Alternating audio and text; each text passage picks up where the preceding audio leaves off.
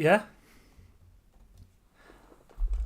Hello, everybody, and welcome to this wonderful brand new podcast with me, Chris Pritchard, and Louis, the sex bomb with. Hi, Louis. Oh, this is how we're starting it, is it? Exactly how we're starting it. All right. You didn't give me a clap. Didn't need to. Apparently not. I'd already given you one.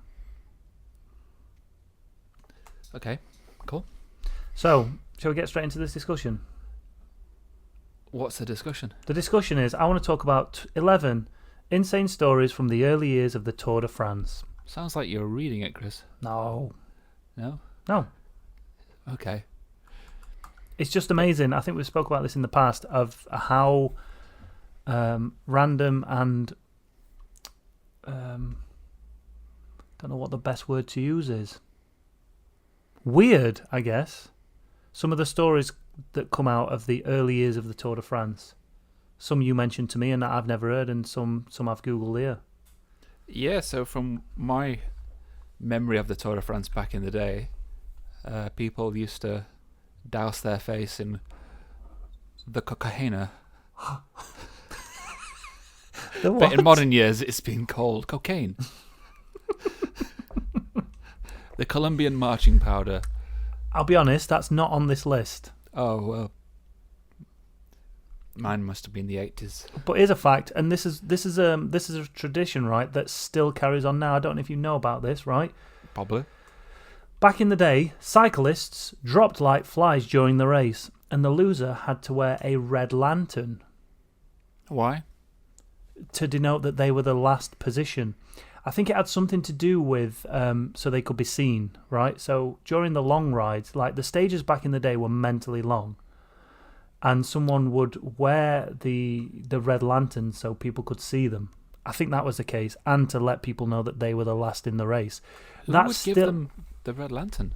I don't know, people that were organising the race, I guess. How long is insanely long? Well, they were forced to cover up to 300 miles in a day. Wow. Yeah, and then they do that for like 6 or 7 days every day. But then again, they were doping, weren't they? So I don't know back in those days. Like this is like early 1900s, so I don't even know if they were doping, that they even knew they were doping. Right. Do you know what I mean? Listen It to was this. Sponsored by Coca-Cola. It took stage winner Maurice Garin more than 17 hours to reach Lyon, winning the first leg by a single minute. So it took him 17 hours to do the first stage of the Tour de France. That's mental, isn't it? Oh, I mean, I've got no comparison to what would it take in the modern world to do the first stage of the Tour de France. Well, a normal stage of the Tour de France is not 300 miles anymore, so it'd probably be between 4 and 6 hours. Why is that? Because that would just kill people off trying to do 300 miles a day. And they were doing steel bikes, right? Yeah, old school bikes, single gear sometimes, not even paved roads either. And no sponsors. And no sponsors, yeah. Just for the pure thrill of it. Mm-hmm. Wow. But the red lantern is still used today. Is it? Yeah, they whoever's in last place, they give their numbers. So the numbers that they have on the back, they print it on a red background. So I bet that feels uncomfortable to wear, doesn't it? No, people actually try and achieve that now. Oh, There'll be people who will go out of their way to be the slowest rider. Well, I thought it was funny from the Tour of Britain where there was a van with a broom at the back. Also known as... The broom van? Oh, almost. The broom wagon. The broom wagon. Yeah. Okay. Do you know why it's called the broom wagon? As it sweeps up Exactly. the dead ends. Yeah. Yeah, pretty much. Yeah, just. I thought you were joking until I saw it. No. Yes. Yeah. Yeah, there you go. Broom wagon. Cycling, eh? Would have thought it'd be so much fun. Mm-hmm. You got any other stats? Facts? Myths? Myths. Didn't they? So they used to smoke cigars, apparently, to open their lungs, so they could. So it would improve their cardio. So they'd be puffing on a big cigar while they're going upside of a mountain. Brilliant. Because they thought it would open their lungs. Yeah. I mean, These, if you think these were the elite athletes of the day, and look how little they knew. Yeah. Puffing a cigar. Would they have had like cigar sponsorships? I guess so. Yeah, probably. Like if I puff on your cigar up this hill, people will see it. They'll go and buy it. I wonder if anyone's been sponsored by like a cigarette brand like Swan or something like that. There must have been. Must have been Back in in like the the 70s. 70s. Easy. Yeah, Camel. When smoking was cool. What? Yeah, smoking was cool. I don't remember that. Yeah, it was cool. Oh, yeah, when you could have a sports car and a scantily clad lady. Exactly. Smoking a fat one. What? Cigarette? Yes. Okay, good. Here's a question for you, Louis. Why was the Tour de France originally invented? Well, I actually do know the answer to this. Oh, good. Yeah. It was originally a method of delivering pies to local villages. Mm-hmm. And they wanted to see who could get the pie there quickest. Yeah. But as they called it, pea. Is that GCSE French coming into play there? Lepe. Lepi. Speaking of lepe, one of my favourite French foods is petit pois. Wow. Yeah. Which is small pea, right? It's garden pea, isn't it? Yeah. What's petit though? Is the petit pois. So it's a UP. UP. UP. We pea. I pea. Everyone pea. I thought petit was like small in French. Petit. Un petit. Pois? Pois? Pea, surely. Yeah, that makes sense. Yeah. I did Spanish. Ah, see. Hola. Discoteca.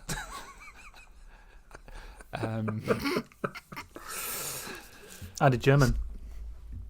I can understand. Kunst. Achtung, Babi. Just a U2 album. Anyway, do you want me to tell you why they really invented the Tour de carry France? Go on. It was to promote a newspaper, to try and sell newspapers. I would not have guessed that. Yeah. What newspaper was it? La Auto, I think. But then I'm sure it went on to become L'Equipe, I think. I could be wrong. Or L'Equipe took the sponsorship over from it. But originally it was called newspaper. La Auto, yes. What an interesting marketing tactic. Is that paper still going today? I know L'Equipe is, but I don't know if that's still if that's because of Le Tour de France. But yeah, they advertised it in the paper. We're going to have a tour around France. Here is the route. Get on the boat, get on the bandwagon, and jump on and become part of the Tour de France. Speaking of newspapers, I was frequenting my local newsagents to purchase some Le Chocolat. Oh yeah. Yeah. To keep my blood levels sky high. And there was a newsstand outside with just full to the brim of different types of papers. Who's buying these papers? I live in a little village. Who's buying these papers? Who reads papers anymore? Old people from the little villages. Yeah, but the next day that's out of date. So what do they do with all this paper? Oh right. Oh, it was the following day. Yeah, because paper's daily, right? Yeah. So then who's... I don't know. How do you know they were the previous days? Did you check the date? No. I'm saying like, so if the newsstand was full. All right. Okay. Yeah. And I was there midday. Who's buying all these papers, and what happens when they don't buy them that day? Seems like such a waste. Anyway. Hey, talking of that, I'll fill you in with another fact. Did you know that cyclists during the Tour de France and other big races actually use newspapers halfway through the stage sometimes? What, for like emergency news read? Update, yeah. No, Update. they sometimes shove them down the front of their jerseys on a descent to keep warm. Really? Mm-hmm. I mean, yeah. It's pretty cool, isn't it? So sometimes you see like fans standing at the side of the road holding up a newspaper in the air, and riders will come along and take it off them, just shove it up their top just to try and keep warm down a descent, so the wind stops, the wind doesn't get through it. Does it get that cold on the descent? Oh yes, Because if you imagine, sometimes the descents are like 2,000 metres up in the air, or the ascents are 2,000 metres up in the air, so it's already cold, but you're sweating so much because you've climbed it that you don't really feel it. Then you go down the other side, and the wind chill, boom, freezing. All that sweat starts evaporating. They would have probably worn like woolen jumpers. They would have back in the day. But they still do it now. Do they? Yeah, still, to this day. There's a lot of old school traditions that the cyclists like to adhere to. Does that include taking a sword to the champagne bottle? Yes. Do they still like smash some champagne close to the end or something like that? The next or something, if they've got like a lead. If they win the race, if they've won the race by the time they go into Paris, they normally have a drink of champagne on the way in. Yeah. I thought that, like, what do you call it when there's a group of cyclists together, like who is in the same team, or I don't know. The peloton. A peloton. Le I peloton. thought they were le peloton. They would have a goblet of champagne each, just to keep morale up. Yeah, I'm sure they did. Because back in the day, there's another story here, look. Where is it? Here we go. Wait up for it. Cyclists stopped at bars during the race, and one even had a butler set up picnics for them. A butler? Okay, so it was a posh man's game even then. Yeah. Here, Henry Cornett. Of course he was Cornett. Drank champagne throughout the race. Cornett also drank 11 litres of... Oh, what a boy. 11 litres of hot chocolate and 3 pounds of rice pudding each day. 11 litres of hot chocolate? Maybe we should do that as a video, Louis. That sounds like a good idea, yeah. I go out on a ride and try and drink 11 litres of hot chocolate and 3 pounds of rice pudding. Does that mean that I have to be your butler? Yes, you have to set up a little roadside stop for me. Some emergency Ferrero Rochers. Yeah. I'm sure you are spoiling us. Yeah, there's another story here I read that was quite interesting. Whoever won the Tour de France basically cheated. I mean, you know, it happened then, and I'm sure it's going on now. But we'll not name names. There was scandaling. There was poisoning going on back in the day, where they'd poison each other. With what? What's it say here? Undercooked potatoes. Yes, raw chicken. Force feeding them raw chicken. If only they knew. Where's this story I read about the guy who won it? What's it? The Sun. You getting this from? Yeah, yeah. Here we go. The little chimney sweep, as he was known, cheated his way to Tour de France victory twice. So this guy was called Maurice Garin. He was often known as the little chimney sweep because he looked small and chimney sweepish. During his 1893 victory at the Tour de France, his diet was red wine, oysters, several litres of tapioca and hot chocolate. Hot chocolate again, boom. Anyway, he knocked other riders off, stomped on their wheels, and even caught a train to shorten one of the stages. Caught a train. Brilliant. Yeah. Hey, maybe we should do that. What, stamp on other people's wheels? Maybe our Tour de France video should be me and you start at the start of the tour and try and get to the stage finish before they do and not use a bike. Well, that's pretty easy, isn't it? I don't know, would it be? Some of these places they go to is completely remote. You might not be able to get there. It's not going to be a very interesting content. It's just going to be you swearing in a van trying to get around places. No driving. You're not allowed to drive. Oh. So you have to get on the train or public transport or catch a lift. Is that a French term, that? Oui. Catch a lift. Wasn't that the first name for Kajagoogoo? Yeah, that's what they were going to go with. Yeah. Anything else you want to talk about, Louis? No. Away from the Tour de France? Can I ask you a question? I'd love you to ask me a question. What's your views on the new rules of the highway code? I mean, this is controversial, right? Well, it is if you're a He's done it. There he is, ladies and gentlemen. He's ended up swearing. He just can't help himself. A lot of people don't know this about Chris, but he is straight up gangster. And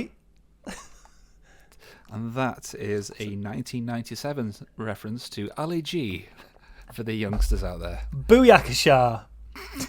So white. I think the highway code is a bit pointless. Because, well, it's not, and it is at the same time. It's just putting on paper common courtesy. People are already doing that thing anyway. But there's like it's not completely in like defense of cyclists, so it does prompt cyclists to use common sense as well, like only do side by side and quiet roads. Yeah, but beyond and allow people to pass. But the highway code provides vital information for people passing the test and obeying laws of the road. Yeah, right? When they're going to pass the test, yeah, I suppose. But I mean, do you ever go back to the highway code for a little top up? No, not really. Not really. No. That sounds like a grey area, that, Chris. Well, I'm maybe once a month, just a quick refresh. I dip into it. I used to like looking at the road signs. You know, when there was Yeah. that book, the pictures of the road signs at the back. Oh, I've got a television, so I don't do that. Oh, well, you're not as cultured as I am, so you don't want to keep people safe on the road, do you? Because you just drive, you don't cycle. I drive, road, yeah, and so- usually what I do, I've got a big sword that I hang outside the window and just clip things as I go by. Yeah. Because I don't cycle, you see, so I'm a maniac. So you have no respect for cyclists. I'm essentially Mad Max, Yep. but Louis, which Mad is a Louis. French name, Tour de France, full circle. Wow. Louis. Oui. Petit pois. I think that's it. All right, join us again for another episode of Louis and Chris Talk. That's going to be bleeped.